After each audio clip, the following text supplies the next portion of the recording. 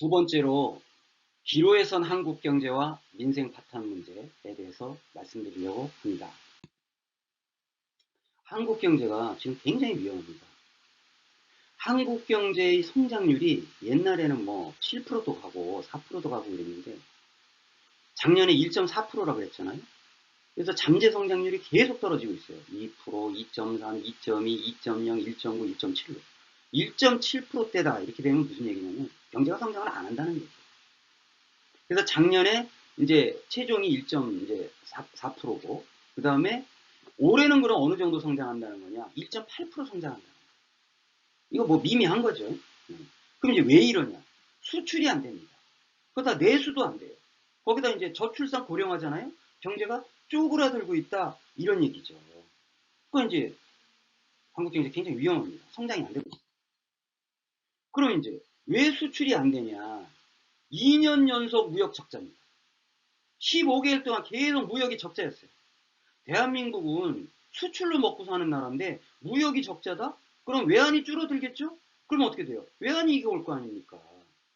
그리고 경제가 성장이 안 되는 거예요. 그래서 지금 우리가 수출로 먹고 산 나라에서 수출이 안 되니 그리고 무역이 적자니 수출 주도 성장이 한계에 봉착했다. 큰일 난 거죠. 이런 상황. 그런데 그럼 왜 수출이 안 되냐? 중국의 수출이 안 돼요. 중국의 무역이 적자입니다. 그럼 어느 정도 문제가 있다는 거냐?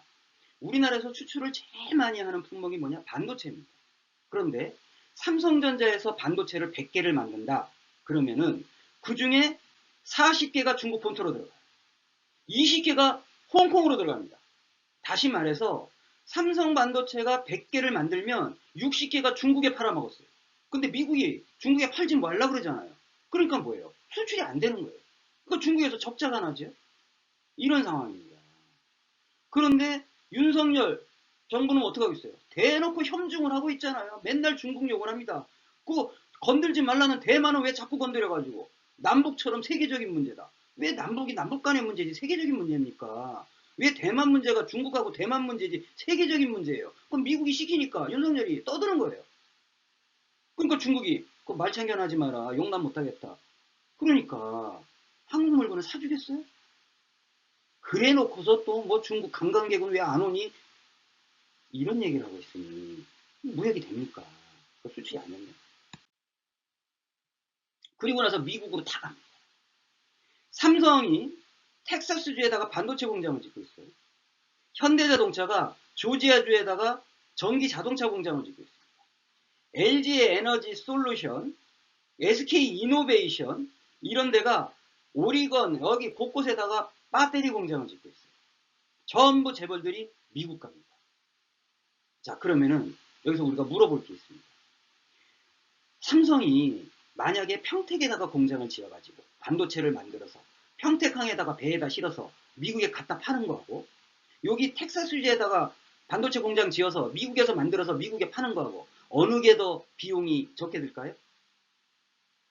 상식적으로는 미국에서 만드는 게 적게 들지 않아? 이렇게 생각하죠? 그렇지 않습니다. 한국에서 만들어서 배로 실어서 미국에 갖다 파는 게 비용이 덜 들어요. 왜 그러냐? 여기 텍사스주에다가 20조 들여가지고 반도체 공장 짓고 있는데 벌써 10조 더 들어갔어요. 30조가 들어갔어요. 미국은 3교대 안 합니다. 인건비 무지하게 비싸요. 결국 우리나라에서 만들어서 배로 실어나는 게 싸다 이겁니다. 그 비싼데도 비용이 많이 드는데도 미국을 갑니다. 옛날에는 재벌들이 뭐라 그랬어요? 한국의 강성노조 때문에 인건비 비싸서 중국 간다, 베트남 간다 그랬죠. 근데 이게 말이 안 되잖아요. 미국은 더 비싼데 왜 가냐 이거죠. 이게 조공입니까? 투자입니까? 조공이지. 미국이 오라니까 가는 거예요. 그런데 이 조지아주에다가 자동차 전용 그 전기자동차 공장을 짓잖아요. 고용이 8,500명이에요. 텍사스주에다가 반도체 공장 짓잖아요. 고용이 10,000명입니다. 그럼 우리 머릿속에 무슨 생각이 듭니까? 아니 우리나라에 지어서 우리 애들 취직시켜주면 안 돼? 이런 생각이 들잖아요. 우리나라에서 그 결혼할 수 있는 좋은 직장. 소개팅을 나갔는데 어디 다니세요? 아, 저는 뭐 스카이 어디 다닙니다. 저 사람하고는 결혼해야 되겠네? 이런 생각 들잖아요. 어디 다니세요? 저기 3차 밴드 부품사장인데 저 사람은 안 되겠구나. 이렇잖아요. 그렇게 결혼할 수 있는 직장이 200만 개밖에 안 돼요. 근데 저렇게 미국으로 재벌들이 다 가면 한국은 깡통되는 거잖아요. 그러면 우리 자식들, 우리 후배들은 좋은 직장이 없어진다 이거예요. 100만 개도 안 된다 이거예요. 그러니까 결혼을 더 못하고, 그러니까 저출산 고령화가 더 심각해지지. 이게 매국노, 나라를 다 팔아먹고 있는 거예요. 윤석열 이거 매국노 아닙니까? 매국노. 이렇게 나라를 팔아먹고 한국 경제를 깡통으로 만들고 있고 일제를 없애고 있는데.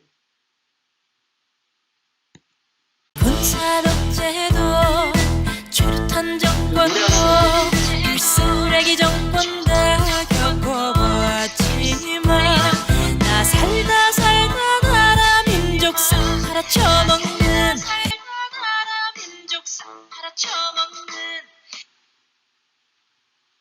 오죽하면 이런 노래가 나왔겠습니까?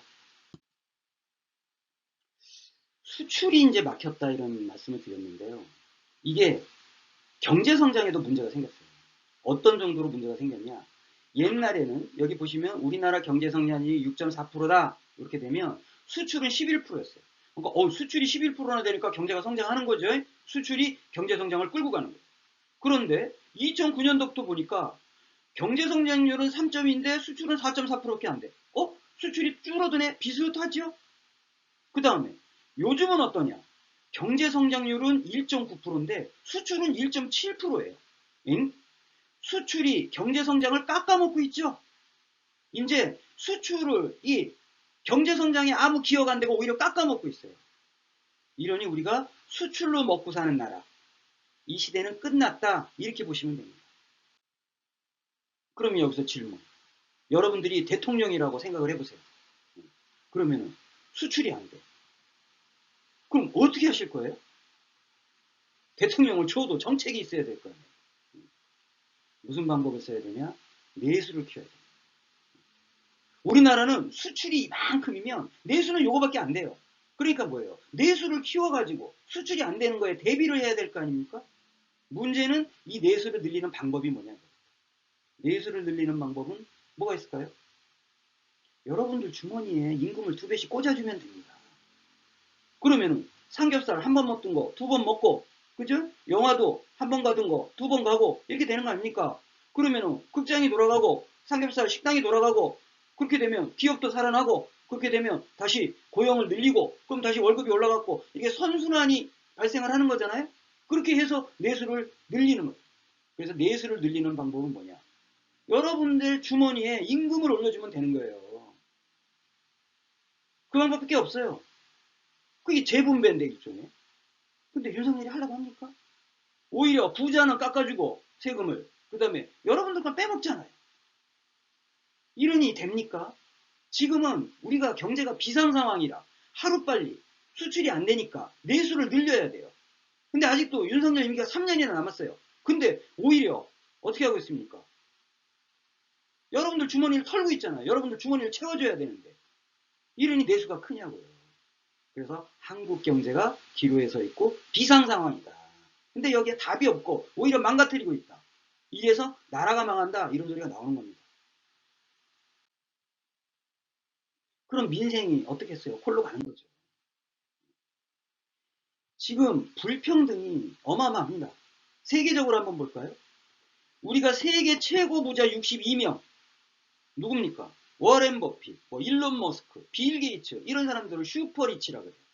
이 세계 최고 슈퍼리치들의 62명의 재산과 세계 인구 70억, 75억, 거기에 35억의 인구 50% 재산이 같습니다.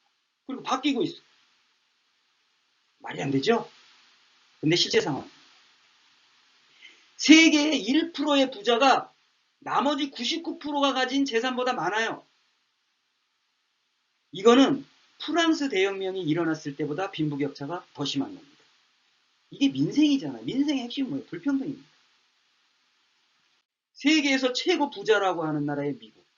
그 나라의 1%는 미국 재산의 31%를 가지고 있어요. 그 나라의 상위 9%는 38%를 가지고 있어요. 그래서 이 1%와 9%를 합쳐서 상위 10%가 31%, 38%, 69%, 70%를 갖고 있다는 거죠. 미국의 10%가 미국 재산의 70%를 갖고 있습니다.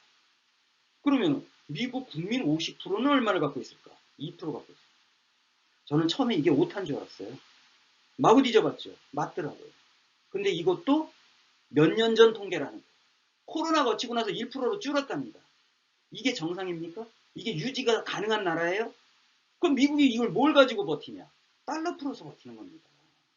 우리나라 털어가지고 버티는 거예요. 다른 나라 털어가지고. 그럼 대한민국은 어떠냐? 대한민국의 10%가 우리나라 재산의 66% 가지고 있어요. 만만치 않죠? 그런데 미국은 빈부격차 속도가 이렇게 돼 있어요. 한국은 빈부격차 속도가 이렇게 생. 그러니까 뭐예요? 우리 좀 있으면 우리도 7%, 75% 간다 이 얘기죠? 그러면은 우리 국민 50%, 여러분들입니다. 얼마 가지고 있냐? 2% 갖고 있어요. 미국은 다른 나라에서 뜯어오기라도 하지. 우리는 털리고 있잖아요. 그러니까 못 사는 겁니다. 바둥바둥.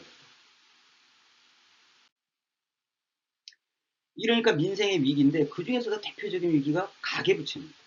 우리나라 가계부채가 GDP의 105%다 이런 얘기가 있어요. 그리고 세계 4등이다. 무슨 얘기냐? 우리가 100만 원을 버는데 빚이 105만 원이다 이런 뜻이에요. 그런데 미국이 옛날에 금융공황이 터졌죠. 가계부채가 터졌어요. 서브프라임 모기지 해가지고. 그때 미국 국민이 100만 원을 버는데 빚이 85만 원일 때 터졌어요. 근데 우리나라는 105만 원인데. 좀 이따가 뉴스에서 갑자기 가계부채 터졌어요. 그래도 이상하지가 않은 거죠. 그 정도로 심각한 겁니다. 그럼 이게 액수로 얼마나 되냐? 가계부채가 105% 달 때 2,000조예요. 그런데 여기는 전세빚이 안 들어가 있어요. 근데 다 전세빚 냈잖아요? 근데 외국에는 전세가 없잖아요. 그러니까 우리나라는 전세 포함 안 시켰어. 이것이 포함되면 2,000조가 아니라 3,200조예요. 그렇게 되면 순위가 어떻게 되냐? 158% 해갖고 단연 세계 1등. 아, 대한민국 뭐 1등 아니면 안 하잖아요? 가계부채 세계 무조건 1등. 다른 나라가 쫓아올 엄두를 못 냅니다. 옛날에 IMF 터졌을 때는 기업 부채가 문제였죠. 기업들이 막 재벌들이 돈 빌려왔다가 나라가 망한 거 아닙니까? 지금은 가계부채가 문제다. 이렇게 돼 있어요. 그럼 기업부채는 어때냐? 기업부채 딱 봤더니 뭐예요? 117%? IMF 때보다 더 많네? 이렇게 돼 있습니다. 그러면은 이게 기업도 심각하다는 거잖아요? 그러면은 왜 이렇게 기업부채가 많냐? 좀비 기업들. 영업을 했는데 은행에 이자도 못 갚는 그런 기업들이 많아요. 중소기업들 다 그렇잖아요. 거기다가 자영업자들. 자영업자들 빚이 코로나 때부터 지금까지 1,000조가 넘습니다. 우리 지난번 식당 갔는데 야, 그 집 삼겹살 맛있더라. 아, 그 6개월 있다가 가보면 없죠? 이런 상황입니다.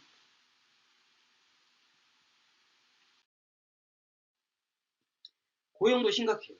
여기 이렇게 표를 보시면 한때는 80만 명, 한 달 80만 명 갔다가 그 다음 달에는 30만 명 팍 줄고 이렇게 고용이 뭐예요? 줄어들고 있어요. 신규 취업자가 줄어들고 있다. 그래서 우리가 전체적으로 고용이 정규직 1,000만, 정부는 비정규직이 800만이라는데 우리 볼 때는 1,000만이에요. 민주노총에서. 그래서 1,000만 정규직, 1,000만 비정규직.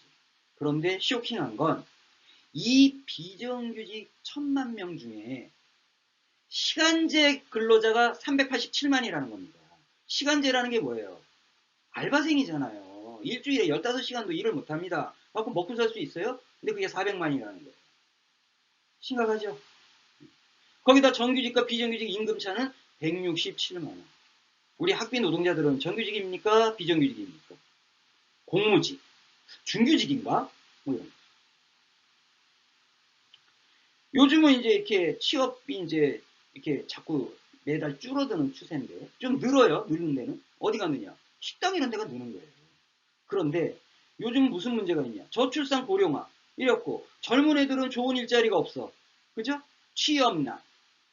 중소기업이나 자영업자들은 일할 사람이 없어. 그러니까 뭐예요? 고용난 이래요. 그러니까 누구습니까? 이주 노동자를 씁니다. 그런데 이 이주 노동자가 뭐예요? 건설, 조선 이런 데 막 들어왔잖아요. 버글버글합니다. 이렇게 이제 거제, 통영 막 이주 노동자가 버글버글 하잖아요. 근데 요즘은 식당에 가면 대면 서비스, 손님들의 안면을 해야 되니까 그래도 우리말을 해야 돼. 그러니까 조선족을 썼어요. 근데 이제 식당에 누가 들어와요? 이제 베트남 사람 써도 된다. 이렇게 돼 있죠. 가사 도우미. 집안에 들어오는 도우미인데 돌봄 노동자죠. 그래도 거기도 대면 이렇게 해야 되니까 조선족이 왔어요. 근데 이제는 누가 들어왔냐? 필리핀 사람이 들어와도 된다. 이렇게 되고 있어요. 그러면 무슨 생각이 드냐? 그럼 혹시 학비도 그죠? 우리가 건설 현장에 식당에 돌봄 노동자, 가사 도우미에 외국인 노동자 들어올 거라고 생각했습니까? 몇 년 사이에 다 들어왔잖아요.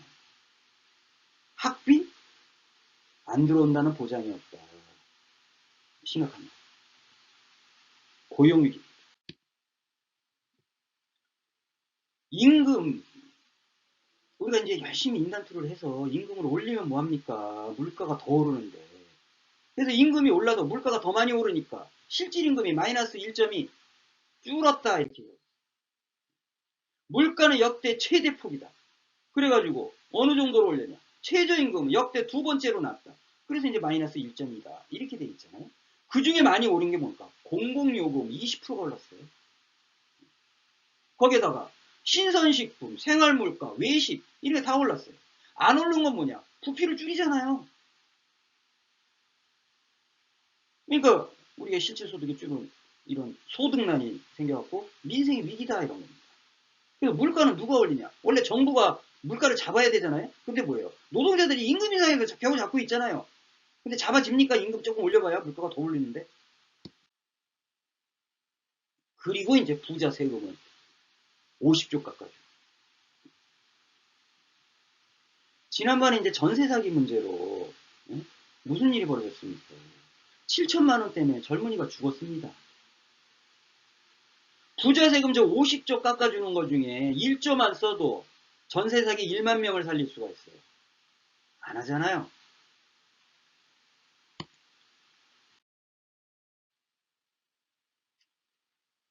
삶의 질. 세계 이제 그 고령화 때문에 노인들이 많은 나라가 있어요. 스웨덴, 핀란드도 노인 인구가 많고 미국도 노인 인구가 많습니다. 일본도 노인 인구가 많죠. 우리나라도 많아요. 문제는 대한민국 노인들이 제일 찢어지게 가난하다는 거예요.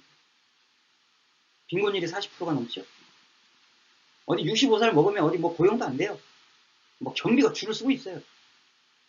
이러다 보니까 자꾸 자살을 하잖아요, 노인들이. 고독사가. 근데 여러분들 이제 나중에 늙으면 나는 연금 타야지 이래갖고 4대 보험 따박따박 월급에 이제 제해가지고 연금을 붓고 있는데 지금 우리나라에서 연금을 받는 사람이 550만 명 정도 돼요. 얼마 정도 받을 것 같아요? 62만 원 받습니다. 그 중에 절반 이상이 42만 원을 못 받아요. 그거 가지고 노인네들이 먹고 살 수 있어요? 그럼 어떻게 해야 돼요? 휴지 주스러 가야 되나? 미약각 끊고? 이러고 있는 거죠. 에너지 빈곤층. 돈이 없어가지고 불을 못 대는 이 추운 겨울에 158만 가구가 넘습니다. 집 값지도 않은 뭐 고시원 같은 그런 데 사는 인구가 176만 명이에요. 그래서 반지하, 홍수 나갖고 막 사람들 죽고 이러니까 뭔가 좀 공공임대 좀 드리자 해갖고 예산을 짰는데 윤석열 3조 깎아버렸잖아요. 거기다가 재벌들 법인세, 상속세, 종부세 깎아준 거 모자라가지고 어떻게 합니까? 금융투자소득세를 깎아줬어요. 주식 투자를 해서 돈을 벌었으면 세금을 내라 이렇게 했는데 그거 없애버린다는 거예요. 누구를 위해서? 7,000명 위해서. 그러면 얼마가 세금이 없어지냐? 1조 3천억이 또 없어져요. 아, 이 돈 세금 받아가지고 전세 사기 한 사람들 구제해주면 안 됩니까? 이러니까 우리 민초들의 삶의 질이 바닥으로 떨어질 수밖에 없는 겁니다.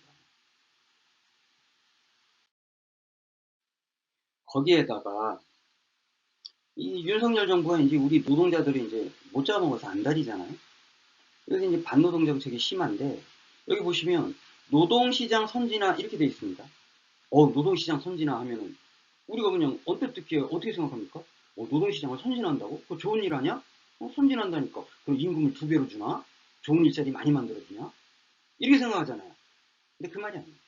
윤석열식 어법은 뭐냐? 노동시장을 선진화한다. 이렇게 말을 해놓고 뭐예요? 이중 노동자들을 많이 데리고 오겠다. 이렇게 얘기를 하는 겁니다. 그러니까 윤석열은 말도 안 되는 소리 그냥 막 지르잖아요? 이 얘기가 그 얘기예요. 사회 이동성을 제고한다. 이제 말이 어려우면 의심부터 해봐야 돼요. 사회 이동성을 제고한다니 도대체 무슨 말이냐. 마구 자르겠다는 얘기죠. 그래갖고 뭐예요? 이 직장 저 직장 쫓겨다녀라 이 얘기잖아요. 연공급 중심에서 직무성과급 중심으로 임금체계를 개선한다. 이 말은 더 어려워요. 여러분들 근속수당 받고 계시죠? 아까 뭐 1년 다니고 2년 다니고 3년 다니면 근속수당 35,000원 이렇게 따박따박 시간이 지나면 올라갑니다. 그거를 연공급이라고 합니다. 근데 이걸 직무성과급으로 바꾼다. 무슨 얘기냐? 근속수당을 없애버리겠다. 이런 얘기예요. 지금 학비 노동조합이 서비스연맹 소속이죠. 근데 다른 서비스연맹 다른 노조들 근속수당 없어진 데 많아요. 이런 얘기를 하는 겁니다. 완전히 뭐 하자는 건지. 뭐 다른 거는 뭐 더 얘기 안 하겠습니다. 이렇게 민생을 돌보고 한국 경제를 돌보는 게 아니라 완전히 한국 경제는 다 팔아먹고 수출이 안 되는데 내수를 키울 생각 전혀 하지 않고 오히려 노동자들 주머니나 털고 있고 이러한 반노동 정책을 하는 윤석열의 임기가 3년이나 남았다? 그럼 우리 민생은 도대체 그 끝이 어디냐? 이런 생각을 안 할 수가 없는 상황입니다. 두 번째 얘기는 여기서 마치겠습니다.